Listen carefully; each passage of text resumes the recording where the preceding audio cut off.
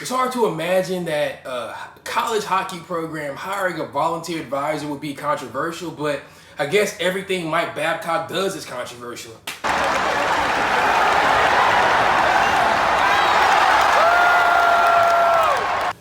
Recently, Mike Babcock, the former head coach of the Maple Leafs, Red Wings, Anaheim Ducks, Team Canada, was brought in as a volunteer advisor for the University of Vermont.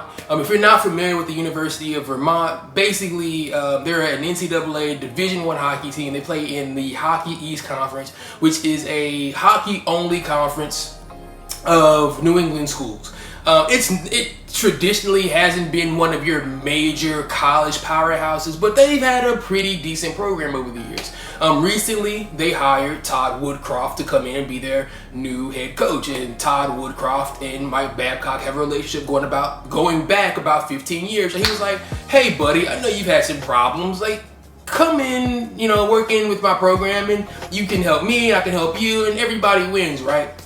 And if you're Todd Woodcroft, like, who wouldn't want to have Mike Babcock? Like, if you just look at his resume, if you don't follow hockey, you look at his resume and be like, wow, everything there's to win, basically, he's won it. Stanley Cup, did that. Olympic gold medal, did that. World Cup of Hockey, did that. Hockey World Championship, did that. This is a guy who has a really, really strong resume. He's also the 8th most winningest coach in NHL history. So, for the uninitiated, you might be wondering, like, why would that be controversial? Well, when you look at Mike Babcock's history, he kind of has a, dirty, slimy, disgusting background, I guess you could say. I mean, one of his former players said he was the worst person he's ever met. Not the worst coach he's ever played for, not the worst person in hockey, the worst person he's ever met. Just think about that in your mind, the worst person you've ever met. That's a pretty strong, way to describe somebody.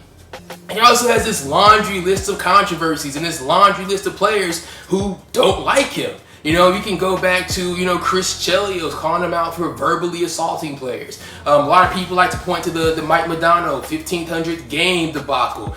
Even more recently, you have the whole Mitch Marner, letter writing campaign to call out his teammates and then showing it to his teammates after he did it. So this is a guy who has a lot of baggage.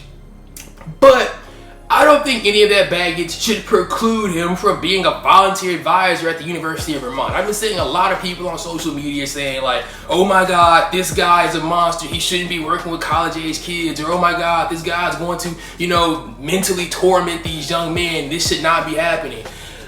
I mean, he did some bad things, and the guy's probably a jerk, but I don't think anything he's done previously should preclude him from being a volunteer advisor. I know we're in a generation now where anytime somebody does something wrong or something that people don't like, we want to go out there and keep them from, getting a job or keep them from doing something to enjoy themselves. But, nothing he did was like that bad in the grand scheme of things. When you look at some of the stuff that college coaches have done, whether it's, choking their players, throwing equipment at their players with the intention of hurting them, using racial slurs toward their players, grabbing their players by the testicles as a form of punishment, look it up. Bobby Knight actually did that.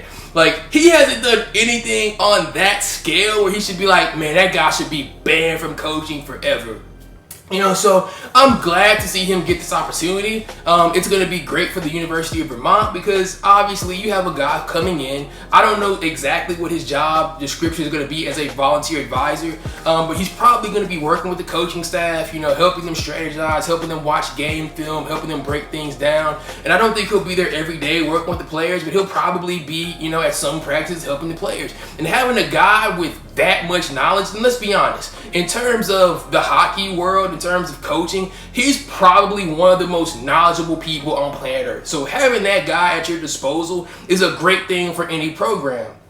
And then on top of that, for Mike Babcock, he gets to rehabilitate his image somewhat. I mean, he had a lot of stink on him when he left Toronto. This is going to give him the opportunity to kind of like clean some of that stuff off and, like I said, rehab his image to something of, less of a jerk and probably more of, this guy can work with college kids. Maybe he can come back to the NHL, or maybe he wants to get into college coaching full time. I don't know. And then on top of all of that, for him, this is really a benefit because he's a volunteer advisor. Volunteers don't get paid, obviously. He still gets to keep collecting those, fat paychecks from the Toronto Maple Leafs. So, like I said, I think it's a win-win for both sides. I think people really need to calm down. I highly, maybe I'm wrong. Maybe he's gonna get there and start mentally tormenting players, and they're gonna be psychologically damaged forever. But I don't think that's gonna be the case. I think this, like I said, it's gonna be something that kind of works out, for both sides, for the University of Vermont and for Mike Babcock. So